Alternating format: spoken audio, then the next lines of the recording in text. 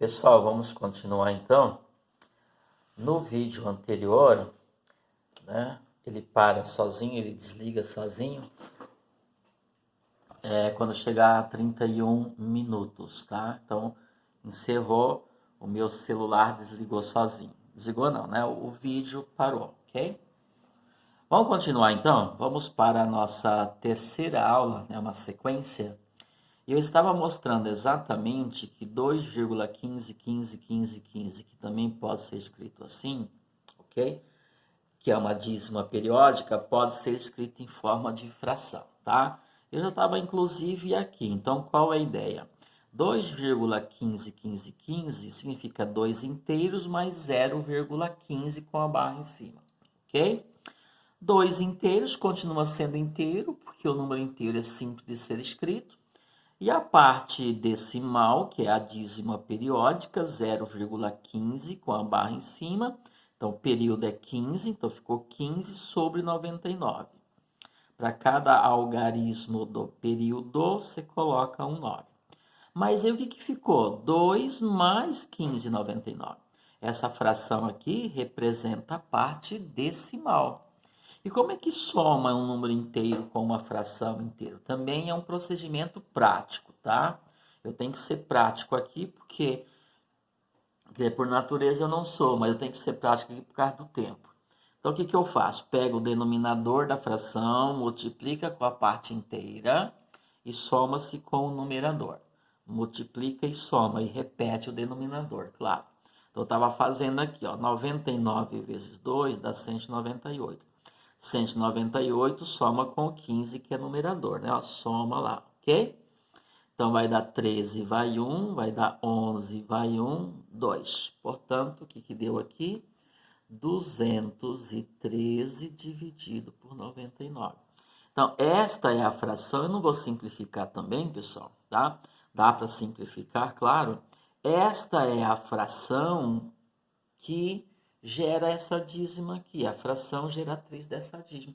Se você pegar 213 e dividir por 99, você vai ver que vai dar esse número aqui, ok? Então, deixa eu ver se está certo aqui, 198 mais 15, 13 vai 1, 11 vai 1, 213.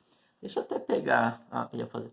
Aí você mesmo pode fazer a conta aí do lado para ver se dá certo, né? Claro que tem que dar. Tudo bem, pessoal? Tá? Não estou com uma calculadora aqui.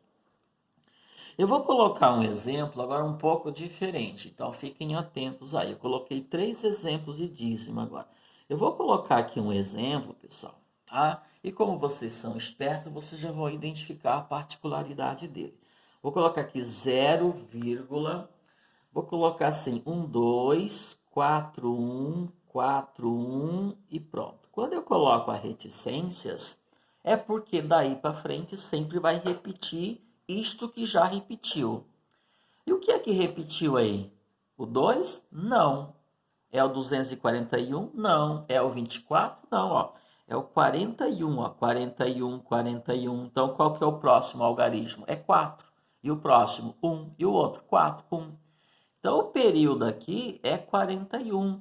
O 2, embora estando na parte decimal, ele não faz parte do período. Isto é óbvio, pessoal, tá? Essas relações vocês têm que começar a... Essa percepção, né, vocês têm que começar a desenvolver, tá bom? Bom, como é que eu transformo isso em fração? Então, presta atenção que muda um pouquinho agora, tá? Eu vou reescrevê-lo aqui embaixo, porque eu tenho um pouquinho mais espaço, ok? 0,24141, você sabe que eu também posso escrever assim.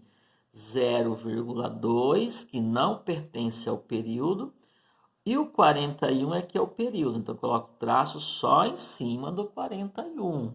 Não posso pegar o 2.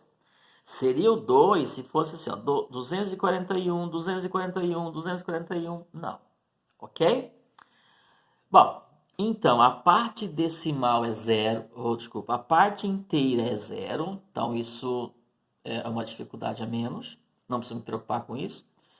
E na parte decimal, nós temos dois tipos de números, duas situações. O 2, que não faz parte do período, e o 41, que é o período. Então, eu vou escrever assim, ó. O 2, pessoal, é o não período. E o 41 é o período. Certo? Não período, período. Então, a parte periódica e a parte não periódica. Nos exemplos anteriores não apareceu este não período. Tudo bem? Tá, e como é que eu escrevo ele em forma de fração? Então, muda um pouquinho. Vou colocar aqui, ó, 0,241, tracinho só em cima do 41. Bom, pessoal, então, ó, não período e período. Então, a ideia também é mecânico, tá? É um procedimento prático. Então, isso vai virar uma fração. Como a parte inteira é nula, você não precisa escrever ela. Não vai precisar escrever 0 mais alguma coisa, né, pessoal? Para quê? 0 mais alguma coisa é alguma coisa, então não precisa. Então, como que você compõe o numerador dessa fração? Então, você vai pegar ó, o não período junto do período. Tudo, ó. Então, fica ó, 241. Então, peguei o não período junto do período. Eu não vou escrever, pessoal, porque eu estou falando e está ficando gravado, ok? O não período junto do período. Você não coloca o traço, não. Eu estou escrevendo um número, que é o 241, que ele é formado pelo não período agregado com o período, menos o não período. Quem que é o não período? O 2. Então, menos o 2. Vou repetir. O não período junto do período forma um número só. Aí você subtrai o não período, que é o 2. Subtrai esse carinha aqui. Tá, então é assim que eu componho o numerador. Vamos lá.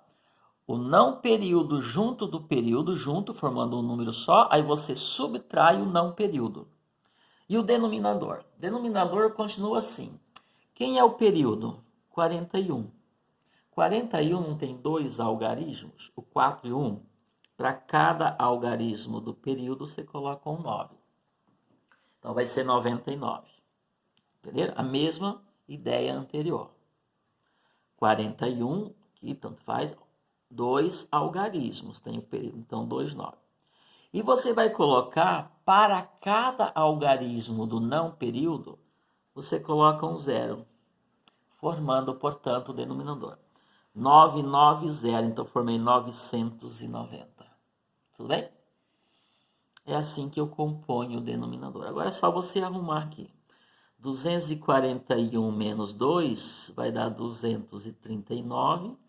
239 dividido por 990. Ok? Se você fizer essa conta, pegar 239 dividido por 990, com certeza vai dar isso aqui. Tá? Também não vou fazer porque demora um pouquinho. Então, esta daqui não está simplificada, até não vou simplificar, até por causa do tempo. É a fração que representa essa dízima. Então, consigo escrevê-la em forma de fração? Sim. Então, ela é um número racional? Sim. Posso dizer, então, que 0,241, com uma barra em cima, pertence ao conjunto dos números racionais? Sim. Que são exercícios que vocês têm lá que tinha na atividade. Ok? Tá bom? Deixa eu dar mais um exemplo desse aqui. Vou colocar aqui agora com uma parte inteira, certo? Eu vou colocar 1,2. Vou colocar aqui 28, 5, 5 e reticências. Pronto. Quando eu coloquei reticências, significa que é o 5 que vai repetir, tá, pessoal? Cuidado, tá, pessoal? Porque se eu escrevesse assim, ó, 1,285 e colocasse reticência, aí ia ficar confuso. Porque não está claro quem é o período para mim, quem vai repetir. Será que é o 5? Mas não poderia ser o 85? Mas não poderia ser o 285? Então tem que ficar claro. Como que eu deixo isso claro? Repetindo pelo menos uma vez aquele cara que vai ser o período. Que nesse caso é quanto? 5. Então, esse número aqui eu posso escrever assim, 1,28 e a barra só em cima do 5 aqui. Certo? Vamos ver como que ele fica, então, em forma de fração. Ó, agora tem a parte inteira, hein? Ó, 1 inteiro mais, aí vem a parte decimal. Vamos lá. O não período é o 28, pessoal. Ó. Então, vai ficar o 28, que é o não período, junto do período, que é o 5, menos o não período, que é o 28. Não período é o 28. Período é o 5. Junto forma o número 285. Aí você subtrai o não período, que é o 28. E o denominador? Denominador. 9 para cada algarismo do período. Quem é o período? 5. Então tem um 9 só agora. E 0 para cada algarismo do não período. Quem que é o não período? 28. Então, 2 zeros. Por que tinha um 0 só? Porque o período, o não período é 2. Então, é um 0 para cada algarismo do não período. E um 9 para cada algarismo do período. Então, primeiro eu coloco os 9, depois coloco o 0. Então, quem que eu formei aqui? 900. Agora, você subtrai aqui em cima, então vai ficar o quê? 1 mais 285 menos 28 vai dar 257. Isso aqui a gente já sabe, né? Tem que pegar um que é inteiro e somar com essa parte. Você pega, multiplica isso aqui com esse e soma com esse daqui, certo? Como aqui é simples, tá? 900 vezes 1 é 900 e 900 mais 257, que vai dar 1157 dividido por 900. Tudo bem, pessoal? Então, esta daqui é a fração, deixa eu ver se está aparecendo aqui. Esta daqui é a fração dona dessa dízima aqui. Bom, então nós aproveitamos o estudo dos números racionais para falar um pouquinho de dízima. Eu acho que ficou claro, pelo menos, que toda dízima periódica, que é aquele número decimal não exato, ele não é exato, mas que tem na parte decimal o período, todos eles eu consigo escrever em forma de fração. Portanto, eles são números racionais. Querem ver o que vocês tinham aqui? Isso aqui eu já tinha mostrado nos vídeos anteriores. Tá? Lá na parte 1 e na parte 2. Ó, letra D aqui, ó, 5,37 com a barrinha em cima do 7. Ó, isso aqui é uma dízima periódica. Pertence ao conjunto dos números racionais? Claro. Então isso aqui é o quê? Verdade. Viram quantas informações a gente precisa, pessoal? Por isso temos que nos dedicar, tem que estudar, tem que pesquisar, tem que ir a fundo. Olha isso aqui, ó, 0,34. Olha que interessante isso aqui, ó. 0,34. Tem a barrinha em cima? Não, então isso não é uma dízima periódica. Então não tem nada de denominador 99. Isso aqui é um número decimal exato. Tem exatamente 2 casas decimais. Então, como que fica a representação disso aqui em forma de fração? É 39,99? Não. Seria 39,99 se fosse assim, ó, 0,34, 34, 34 com reticências. Ou se viesse escrito assim, 0,34 com a barrinha em cima. Aí sim seria 34,99. Mas não é. Esse é aquele caso que só tem 2 casas decimais. Então, 0,34 é o quê? 34 centésimos. Ele tem 2 casas decimais. É só lembrar do centavo. Isso aqui é como se fosse 34 centavos. Entenderam, pessoal? Ok? Como nós temos que ficar atento nessa interpretação? Bom, pessoal, é isso. Então, são as 3 categorias de números que formam o conjunto dos números racionais. Agora eu pergunto para vocês, quantos números inteiros existem? Quantos números decimais exatos existem?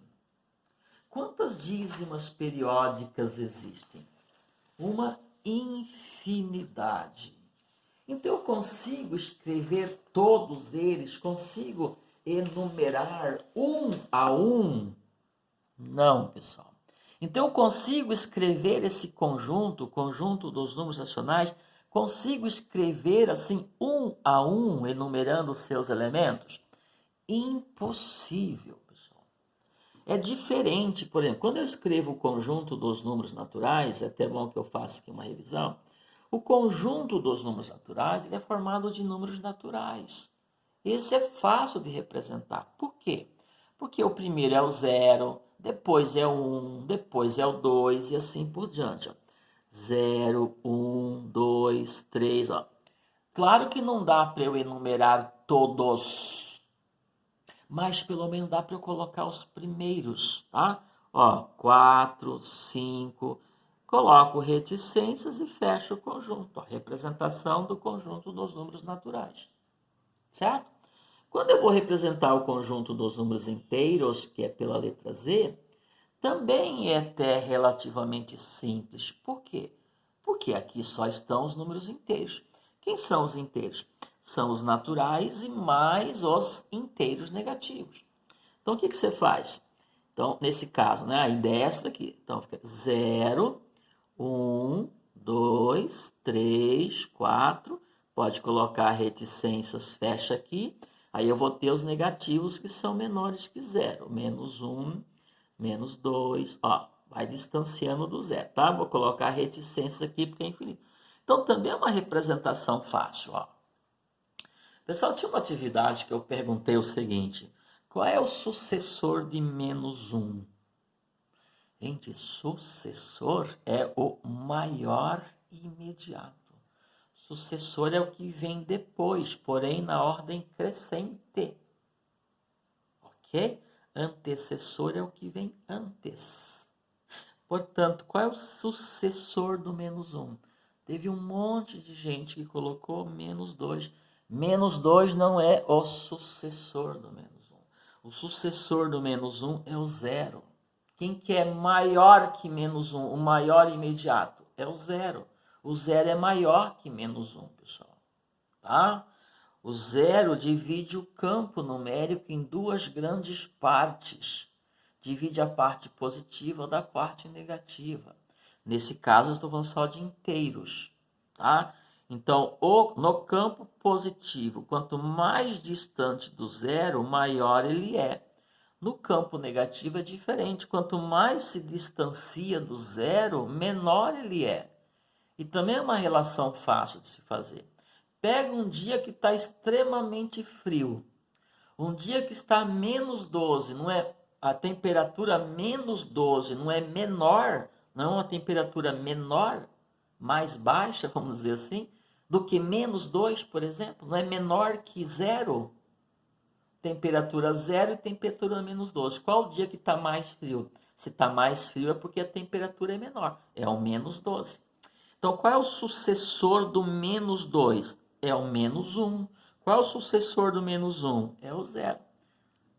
Muita gente errou. Será que não é né? Aquela coisa assim, de querer aprender as coisas, de querer fazer, de se envolver, né, com o conceito? Tá bom, pessoal? Bom, mas e agora? Como é que eu vou colocar todos os números que não são inteiros junto com os inteiros? Por que junto com os inteiros? Porque os inteiros também são racionais. Então, como é que eu vou escrever esse número? Então, conjunto dos números racionais, que eu sei que ele tem infinitos números. Vamos usar a mesma ideia. Vou começar aqui no 0. Quem que vem depois do 0? Pronto. Não dá para você precisar. Porque vem o 0, alguma coisa. E eu consigo escrever todos os 0, alguma coisa. Por exemplo, aqui, 0,333. 0,212121. Onde que ele está? Depois do 0, porém antes do 1. Depois do 0 vem o 1. Gente, é isso que você tem que... Depois do 0 vem o 1. Se eu estiver falando somente dos números inteiros. Número inteiro, o sucessor do 0 é o 1. Mas quando eu estou falando de números racionais, porque envolve também todas as frações e todos aqueles que podem ser escritos em forma de fração, então tem uma infinidade. Eu não consigo preencher o espaço que fica entre 0 e 1. Entenderam? Eu não consigo preencher os números que são menores que zeros negativos. Não dá. Tudo bem? Então, quando eu vou escrever o conjunto dos números racionais, não dá para eu enumerar um a um. Dá para escrever alguns números racionais. Aliás, dá para escrever um monte. Então, quem que eu teria que fazer? Tem que jogar nesse conjunto aqui que já existe, tem que jogar nele uma infinidade de números que ficam entre esses dois inteiros. Então, não consigo enumerar. Então, tem que existir uma outra forma de escrever o conjunto dos números racionais. De que forma, pessoal? Usando não os números, não os elementos do conjunto, mas usando a propriedade dos conjuntos. Lembram disso? Ao invés de enumerar os conjuntos um a um, eu digo quem ele é. Eu falei errado. Ao invés de enumerar os elementos do conjunto um a um, eu vou dizer quem ele é ou quem eles são, mas a gente sempre coloca no singular. Então, quem é o número que vai estar no conjunto dos números racionais? Certo? Então, a gente coloca a propriedade. É aquele caso, x tal que x. Então, quem é esse x que eu vou colocar aí? Ele representa qualquer número racional. Ok? Então, fica assim. Conjunto dos números racionais é um conjunto formado de x. Então, esse x está representando quem? O 1,2855, 0,2414141, todos os números que a gente escreveu, tá? Ele está representando quem? Ó, 1,25, 0,472, 1,25 já falei, ó, menos 3, o 2, todos os números racionais.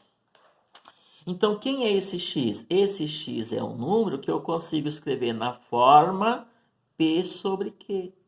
Que eu consigo escrever na forma de fração. Certo? É assim que eu escrevo o conjunto dos números racionais. Todo número que eu consigo escrever na forma P sobre Q. P sobre Q, onde P é o numerador, Q é o denominador, é a forma de fração. Aí eu vou colocar aqui, onde o P, que é o numerador, é um número inteiro, e tem que ser um número inteiro aqui em cima. Se ele não for inteiro, eu não posso afirmar que ele é um número racional. E o Q, que é o denominador, também tem que ser um número inteiro. Aqui em cima tem que ir um número inteiro, aqui embaixo tem que ir um número inteiro.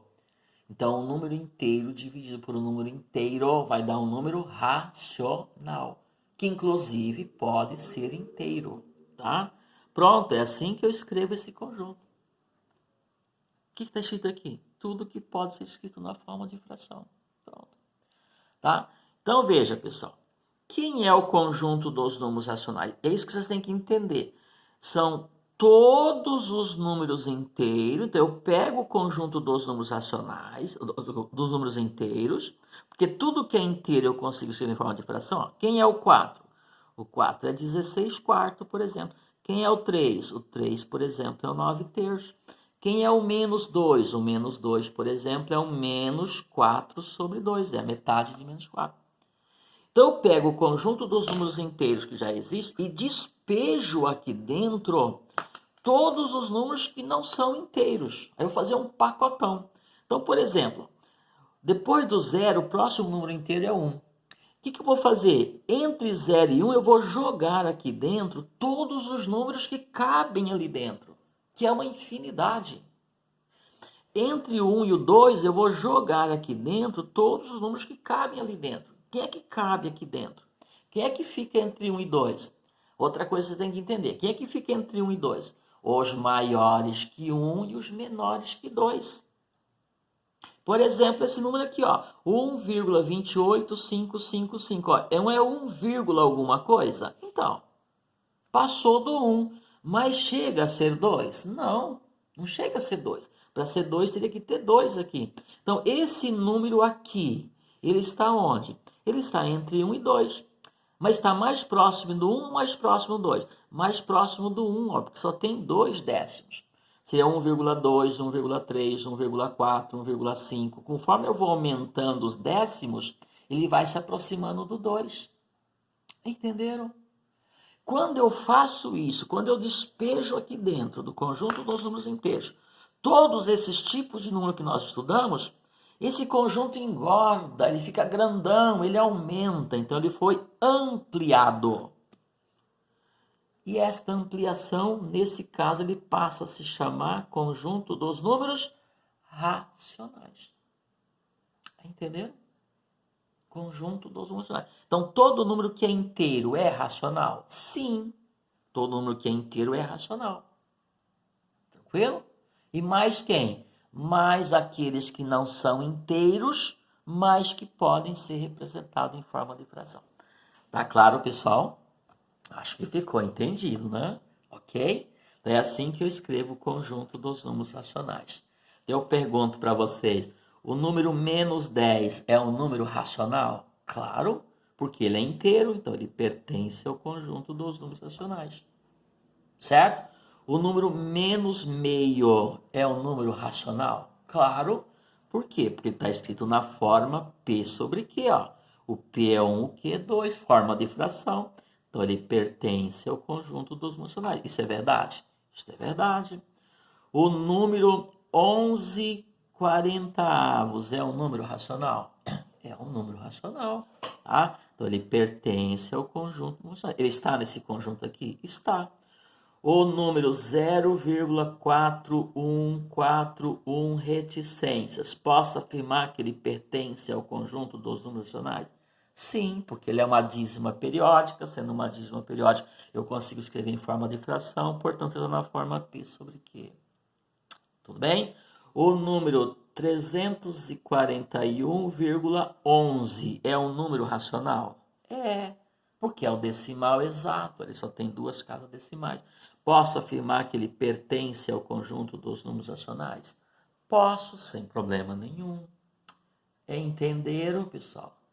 O número, colocar aqui, raiz quadrada de 2 pertence ao conjunto dos números racionais? Então, e agora? Até agora eu falei alguma coisa desse tipo de número? Não falei. Esse número não é racional. Eu não consigo escrevê-lo na forma de fração. É uma fração de 2 números inteiros. Então, isso aqui é verdade? Não, isso aqui é mentira, isso aqui é falso. Então, significa que a história não terminou. Que tipo de número é esse? Ele existe? Ele aparece nos cálculos? Sim. Então, ele aparece? Faz parte do estudo da matemática? Sim. Então, mas ele não é racional. Se ele não é racional, quem não é racional é o quê? Irracional. Então ele vai pertencer a uma outra classe de números, que é o nosso próximo assunto, que eu vou falar dos números irracionais. Porém, pessoal, antes tem uma coisa interessante, que eu vou fazer a representação na reta dos números, do conjunto dos números racionais. Deixa uma pergunta, você vai pensando, eu consigo colocar na reta todos os números racionais? Eu consigo colocar na reta primeiro todos os números naturais? Consigo todos os números inteiros? Consigo todos os números racionais? Então fica para você responder. Pessoal, até o nosso próximo vídeo, tá? Que eu vou falar, continue ainda falando dos números racionais, porque eu vou trabalhar um pouquinho a reta numérica, tá bom? Então até mais. Vamos voltar aí com o próximo vídeo, pessoal.